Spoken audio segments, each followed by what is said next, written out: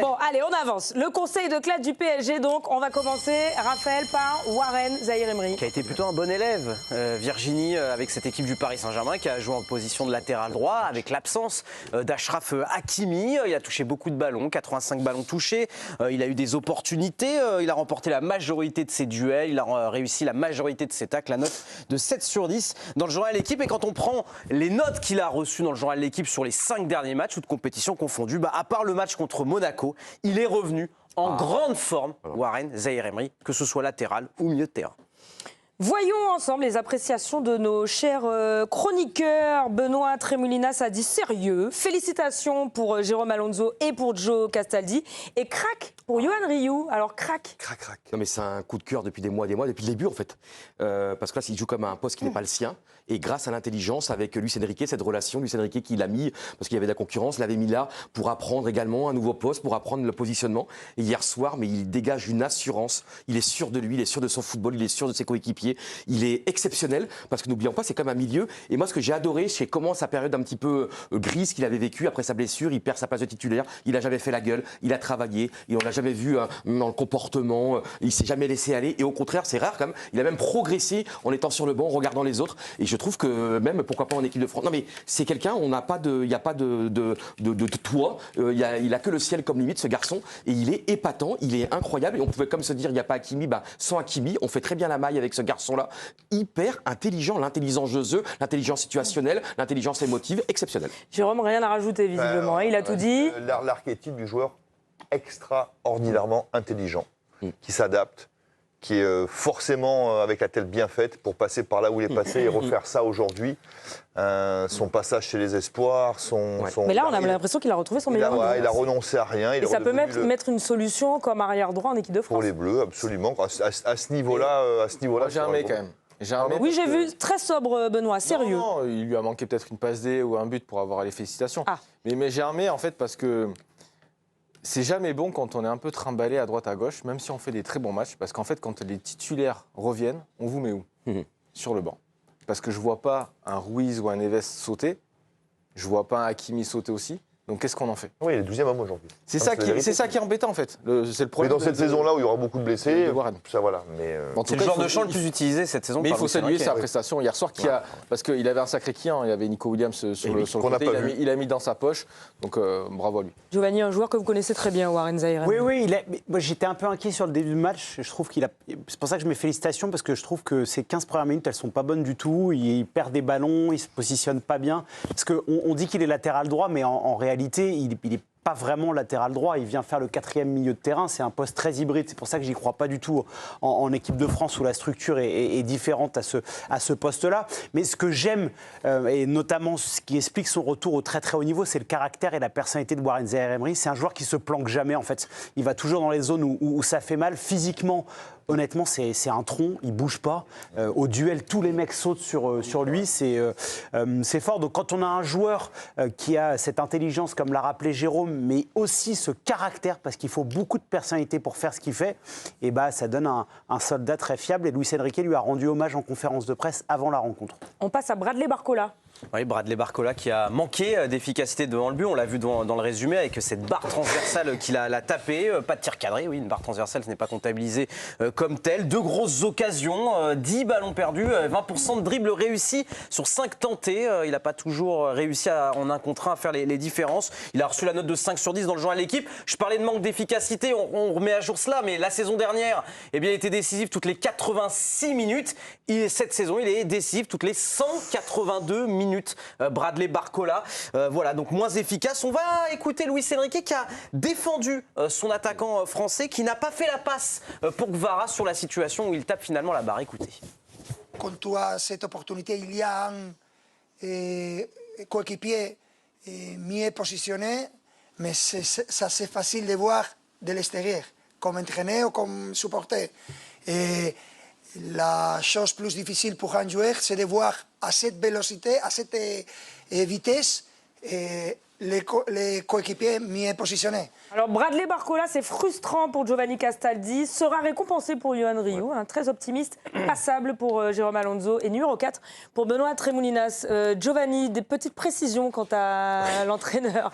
Pour le coup, Luis Enrique l'a défendu hier en conf de presse et c'était l'amorce de la question d'ailleurs de Hugo Delhomme, notre confrère du journal L'Équipe. C'est vrai qu'il a eu une réaction à chaud, Luis Enrique, où il s'est agacé de cette occasion ratée. Alors il en voulait pas à son joueur, mais il y avait de la frustration parce que dans le dernier geste, les Parisiens ont pêché. Moi, je mets frustrant parce que, en fait, ce qui est frustrant avec Bradley Barcola, c'est que tous, on pointe son manque d'efficacité. Quand on est 12e homme du Paris Saint-Germain, qu'on cherche une place de titulaire, ça passe par des stats. En fait, c'est obligatoire.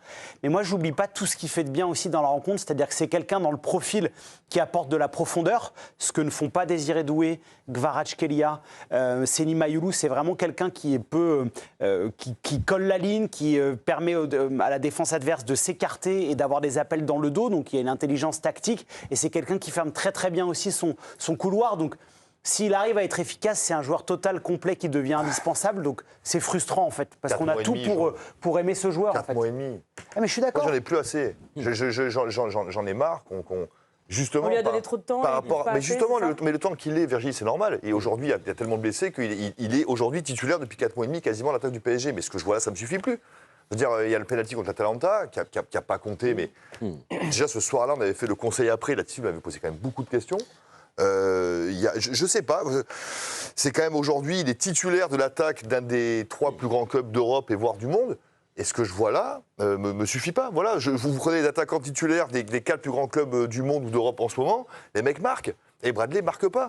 Donc aujourd'hui, ça me suffit pas. Voilà, c'est d'accord avec toi. En fait, c'est pour ça que j'ai mis numéro 4 parce que en fait, il avait l'opportunité de pouvoir démontrer beaucoup de choses et de passer aussi devant.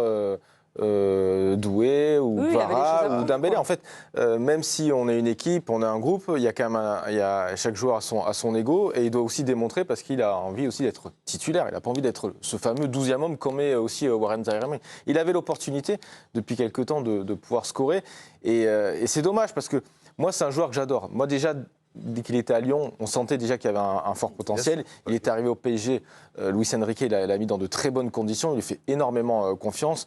Dans la percussion, il est bon. Je te rejoins, Dio, il fait énormément de travail défensif, il a un volume de jeu incroyable. Mais c'est vrai que dans le dernier geste, on doit être exigeant avec lui. On est au Paris Saint-Germain, ils ont gagné la Champions League, on est dans un très très très grand club, donc on doit être exigeant avec lui. Il doit faire la passe D à Kvara, il ne le fait pas.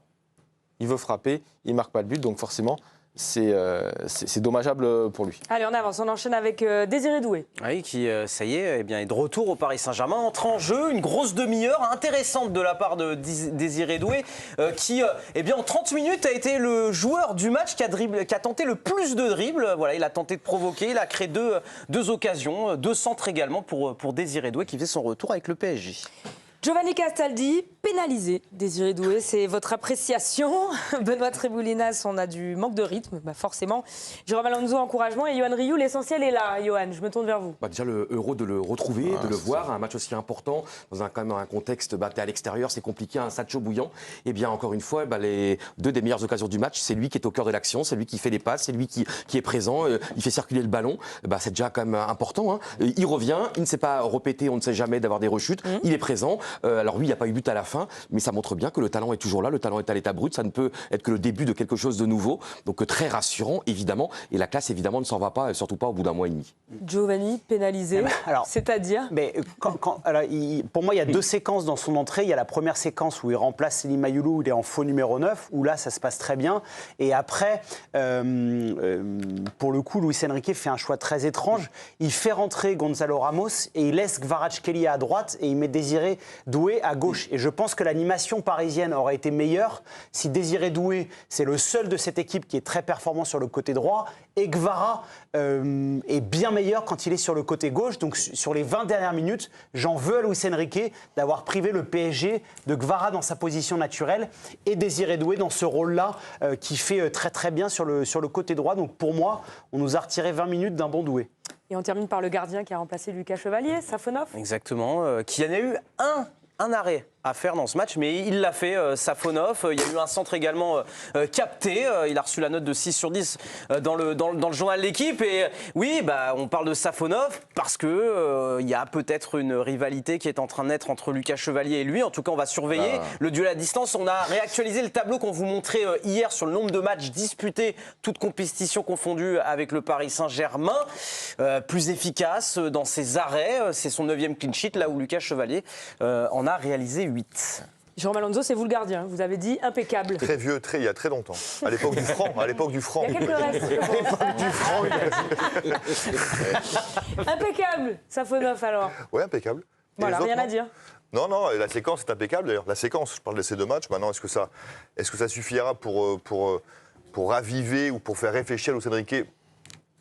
À l'instant T, je ne le pense pas. Pourquoi ? Parce que Luis Enrique a fait un gros move cet été. Quelque chose qui a fait du bruit. Il s'est débarrassé, parce que c'est le mot, du meilleur gardien du monde à l'époque, pour un projet différent, pour une philosophie différente. Sortir aujourd'hui Lucas Chevalier de manière définitive du groupe, ça serait se renier un choix fort qu'il a eu cet été, d'ailleurs appuyé par sa direction. Donc, je pense que Safonov a fait 2 très bons matchs, mais je ne pense pas que, au moment où on parle, dans l'esprit de Luis Enrique, il y a une concurrence qui puisse s'instaurer à terme. Voilà, c'est pour l'instant. Après, si Lucas revient et qu'il refait 2-3 bêtises, sachant que Safonov a fait ça, c'est plus pareil. Après, si Safonov sort 2-3 arrêts, un peu comme toi, là, tu sais, la tête de Mido là, que tu as mis sur Rizzo. Pas mal, hein.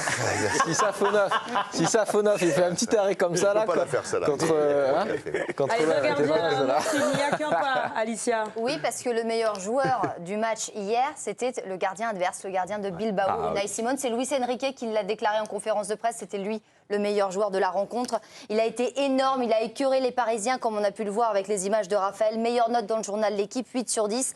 Le gardien international espagnol impérial à 4 reprises. Un peu de réussite aussi sur cette frappe de Barcola à la 65e. Mais le gardien de l'Espagne a vraiment impressionné, salué par la presse française aujourd'hui. Simone voilà, repousse tout, titre Le Figaro. Et par la presse espagnole, pleine page dans AS, Unai Simon écœure Luis Enrique, ou encore dans Marca, Simon sacrément brillant, le gardien de 28 ans, a fait l'unanimité. Ouais, j'ai l'impression que vous êtes tous d'accord. Hein. Oui, il y a eu un bel hommage d'ailleurs de Luis Enrique sur Unai Simon, en disant que c'est lui qui l'avait lancé, que tout le monde le prenait pour un fou de le mettre titulaire avec hommage à lui-même, avec la lampe. Oui, mais bon, ça démontre aussi qu'il avait les capacités, et puis d'ailleurs il y est toujours, donc il ne s'est pas trompé. Et effectivement, il a fait un match incroyable. Moi, c'est la première fois que je le voyais au stade. On parle beaucoup de ce que dégagent les gardiens. Il a un charisme. Mais c'est vrai que vous étiez sur place. Oui, mais bien sûr. Je rentrais que pour vous, Virginie. Non, mais c'est très important, et Jérôme en parle souvent, de ce qu'on dégage.